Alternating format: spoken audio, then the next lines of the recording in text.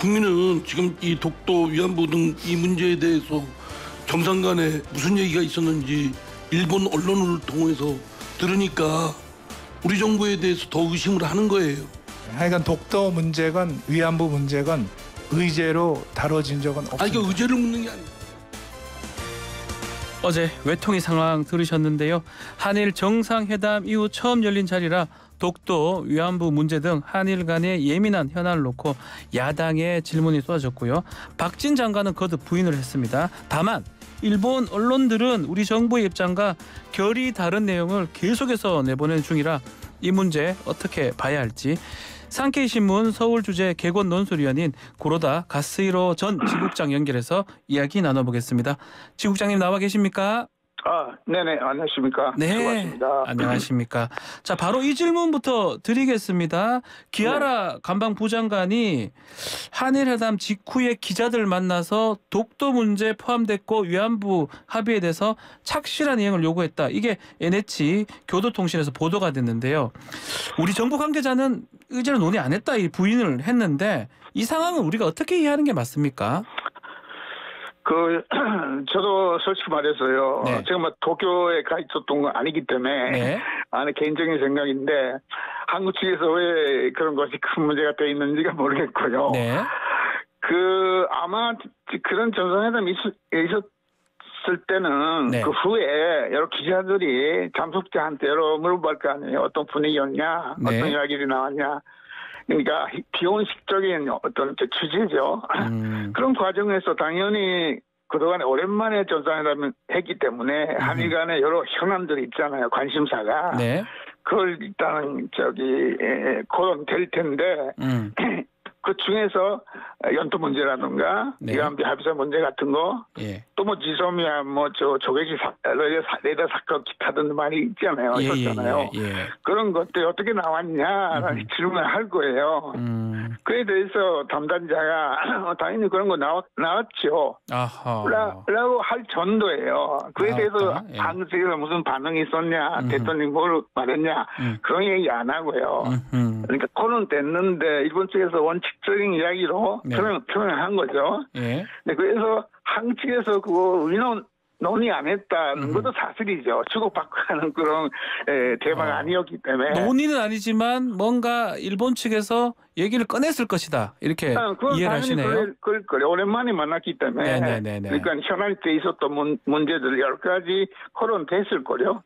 이 간반 부장관이라는 게 어떤 위치입니까? 이렇게 뭐 좀 높은 위치거나 하여튼 신빙성을 좀 줄 수 있는 그런 자리인가요? 일단 참모죠. 참모다. 차관급. 네. 예. 내각의 참모이기 때문에 네. 그 회담 내용에 대해서는 잘 알고 있죠. 아하. 주로 기자들하고 만나는 사람이에요. 기자들 만나는 사람들이다. 네. 예. 이 산케이 신문이 정상회담에서 결국은 위안부 또 후쿠시마 현의 그 농수산물 그 수입 금지 조치 해제 그리고 초계기 레이더 조사 갈등 요거는 얘기했는데 이 독도나 사도광산 이 문제는 없었다고 또 얘기를 했고요. 산케이는 좀 다른 것 같아요. 그러니까 소위 그 하늘 간 아까 말한 것처럼 여러 가지 현안 문제가 있었잖아요. 예. 뭐 소위 그 무역 규제 문제도 그렇고요. 네. 그러니까 여러 가지 그동안에 하늘 간의 갈등이 대상이 있었던 문제들은 다 아마 나왔을 거예요. 다 나왔을 것이다. 거예요. 예. 일본 측에서 주장으로서 또 잘태자식으로. 그러니까 그거는 뭐 틀린 거 아닌 것 같다. 이야기 나왔다는 것 자체는.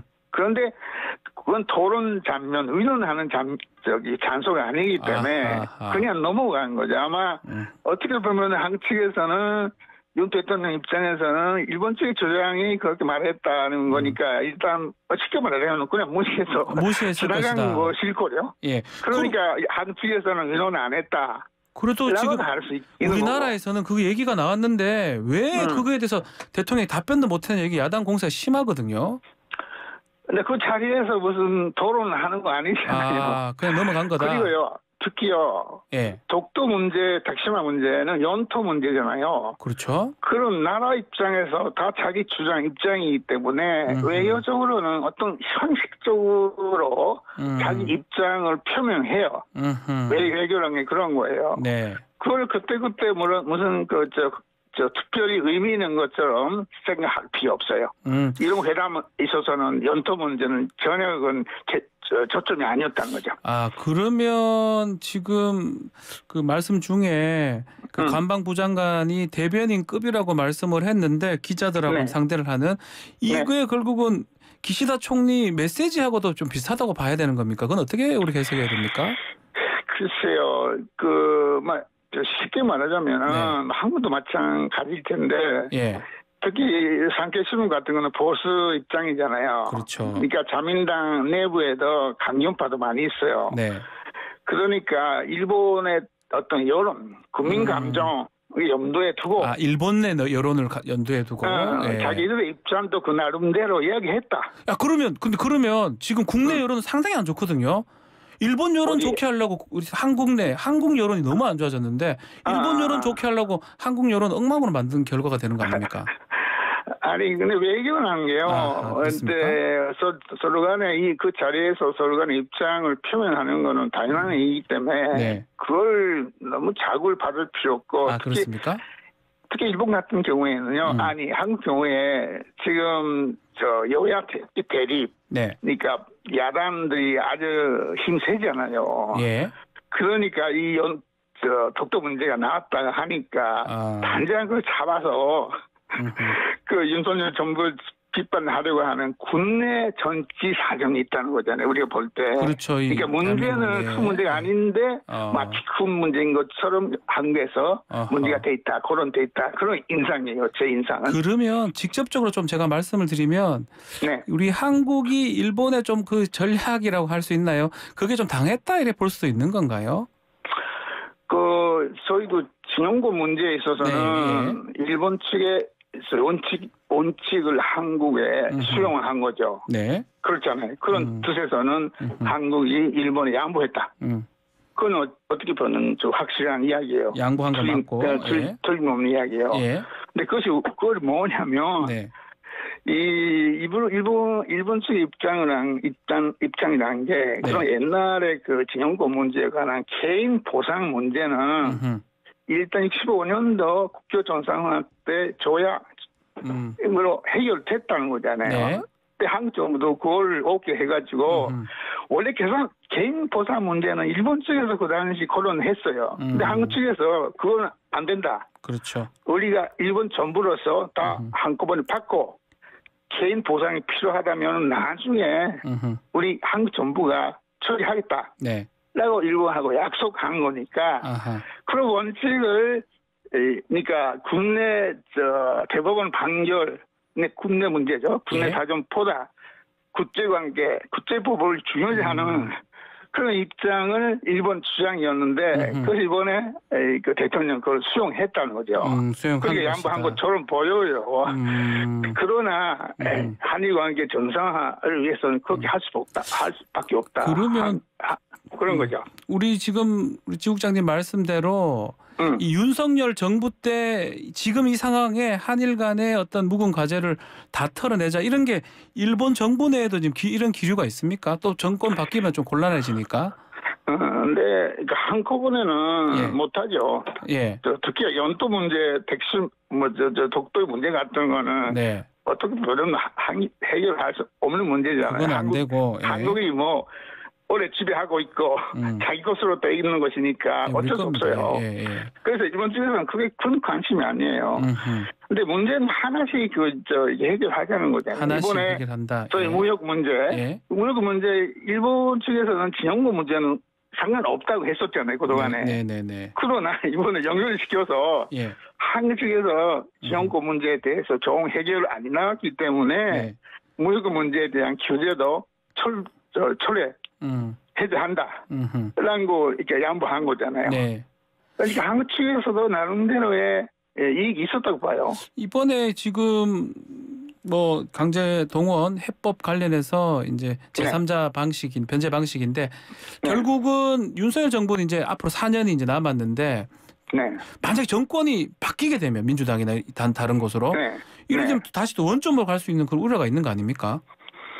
뭐 그렇게 되면 안 되는데 위안부 바뀌면 안 된다고요? 합쳐 비슷하게 되면 안 바뀌면 되는데 일본에서 그런 우려도 없지는 않아요. 네.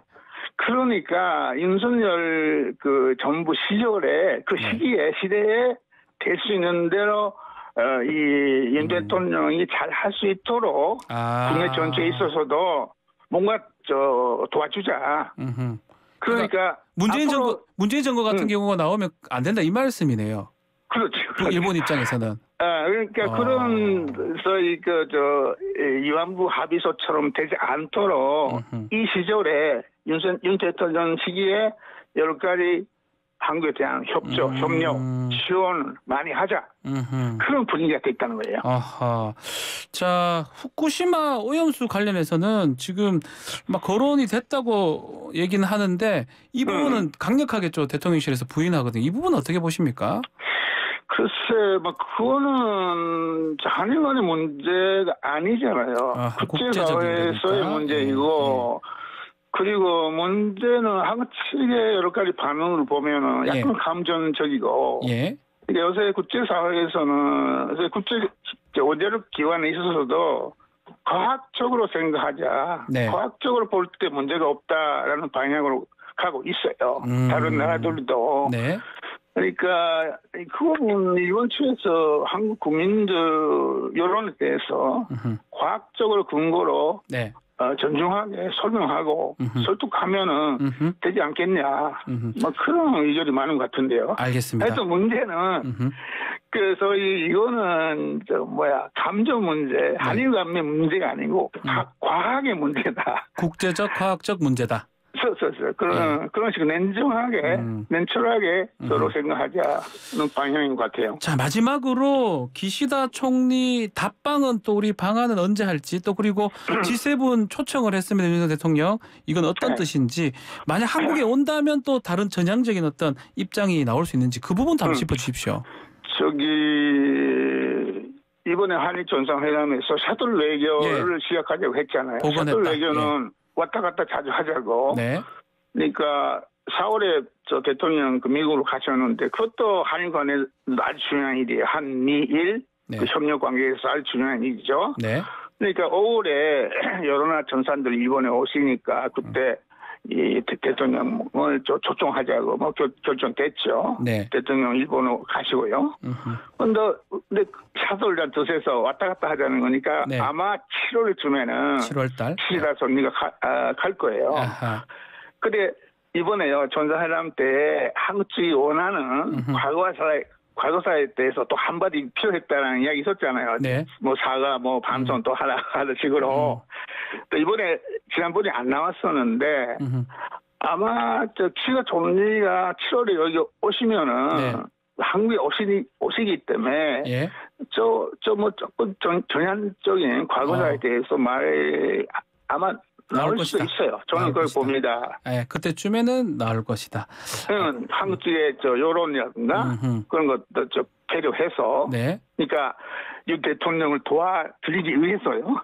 선거가 4월달 있다거든 지방선거. 그 결과가 안 좋으면 어떻게 되는 겁니까? 일본에서. 지방선거는 큰 문제가 아니고 하원 보궐선거도 있다고 하던데. 그리고 아마 자민당이 크게 참패할 이유도 없고. 진리는 없다. 특히 이번 정상회담에 대해서는 일본 측에서 아주 평가가 높으잖아요. 60몇 %가 이게 잘했다, 환영한다. 그런 식으로 나왔기 때문에 괜찮겠죠. 좋을 것이다. 알겠습니다. 자, 오늘 말씀 여기까지 듣겠습니다. 감사합니다. 고맙습니다. 구라더와 가스히로 쌍케이 신문 개건 논설위원과 함께했습니다.